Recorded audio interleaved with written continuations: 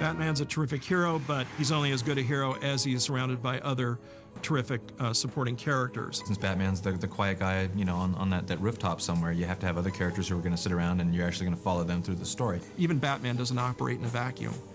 And without more human characters around to balance him out, he runs the risk of going completely off the deep end and becoming that which he is fighting, and that's just, you know, a creature that's totally evil. Sometimes, old friend, I wonder if I'm really doing any good out there.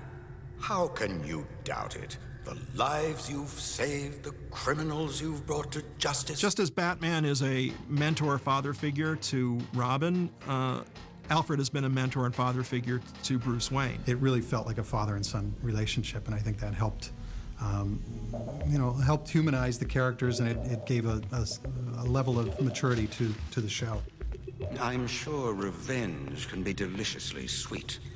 However, at the moment, he needs a friend. Isn't that what you needed, sir? Alfred recognized in Bruce this thirst for vengeance and knew that without a guiding hand, Bruce Wayne could become as evil as the creatures he was fighting. Alfred was that voice of reason that tried to coax him along and tried to help him to move beyond his tragedy.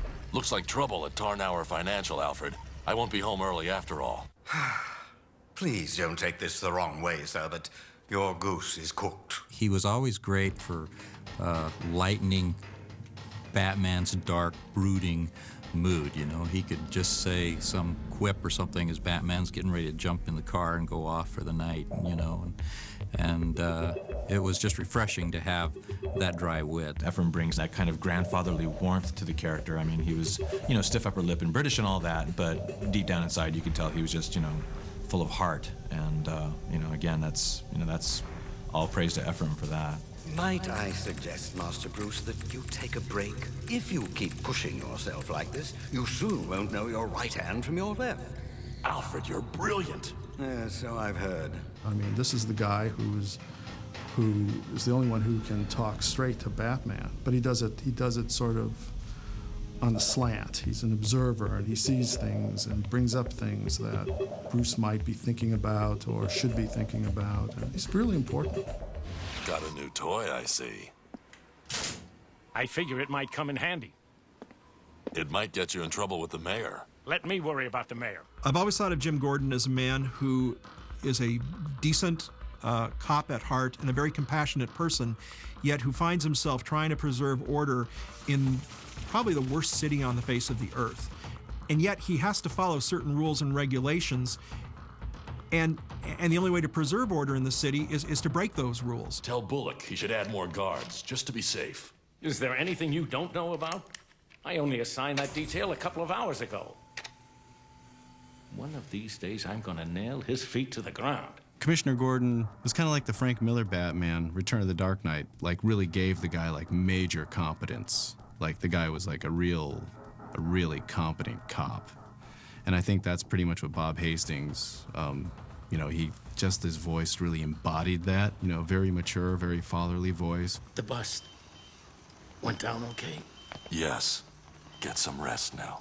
Gotta keep fighting, never stop. Maybe if I'd been younger, could have been like you. Always wanted to be a hero. You are a hero, Jim.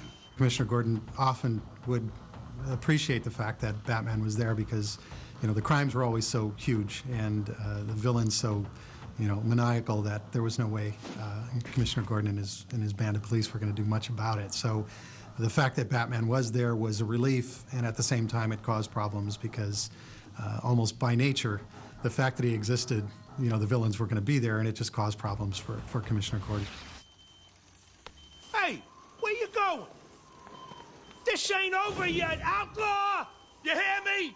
You're going down for this! I ain't talking law! I'm talking you and me! There was a character in the comics, Harvey Bullock, the kind of slobby detective character who'd been in the comics for about 10 years or so at the point that we did the show. We knew he would be a great foil for Commissioner Gordon, so we decided we'd draft him into our animated version. There was no sign of forced entry here, you know, so I'm figuring somebody must unlock the cages and look the other way.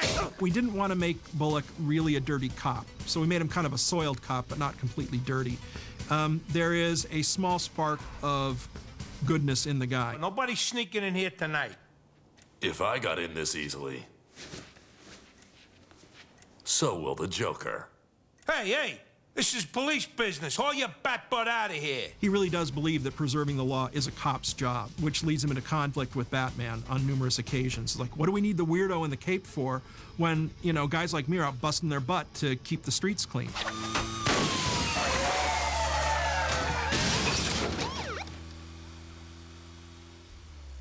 Qué mala suerte. Renee Montoya was a character that we had created for the series in order to diversify Batman's world a little bit. Simmer down, party boys. You'll be out tomorrow morning. I think it was interesting to have this really smart, hard-nosed female counter to Bullock, and again, yet another piece of competition for him.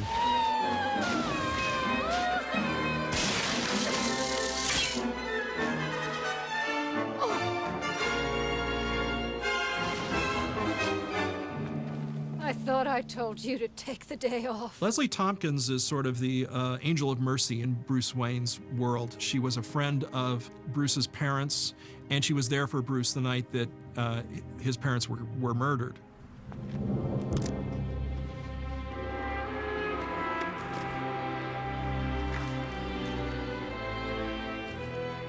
Every year, Batman goes and deposits the bouquet of roses at the site where his parents were killed, and she's aware of that and keeps the appointment with him to go to that spot. She was a significant influence in Bruce Wayne's life, and somebody that he could share his secret with and that understood why he functioned the way he did.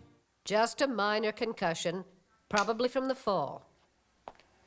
Here, take one of these every 4 hours, though why I ever bother is beyond me. You never follow my instructions. She's the closest thing Bruce Wayne will have to a motherly influence in his life. She knows that Bruce is Batman, and she knows that he has shouldered this burden to protect the city when Batman gets really hurt. The guy can't usually go to a hospital, so thank goodness Leslie Tompkins is there, and she can administer some aid and comfort. Catwoman, it's me. Batman? You're hot. Now you notice. I always think of Catwoman as the ultimate temptation in Batman's world. If anybody comes close enough to both Batman and Bruce Wayne as someone who could figure out both sides of his personality, it's Selina Kyle. Yet, she's a little too far into the darkness for him to completely embrace her. It's like there's a fine line between them, and they're both standing on either side, and they're kind of waving to each other, but she can't go totally into his world, and he knows if he goes completely into hers, he could never come back. If you ever don your Catwoman costume again to violate the law, I'll not only revoke probation, I'll throw the book at you. Batman's world is very black and white, and Catwoman clearly represents the gray. Clearly, she sees a greater good in the world, and sometimes you need to step into the gray to get to that. Well, I'd like to think our relationship isn't just restricted to saving each other from freaks and weirdos, and that maybe we'd have a place for each other without Gotham, without the freaks, maybe without masks. There's always a great temptation there. There's always a lot of wistfulness between the two of them. There's always a lot of longing and wondering what if it could happen. And they've been close, very close. But part of the curse of being Batman is that, whereas she is probably the perfect woman for him, she will always be just forever out of reach.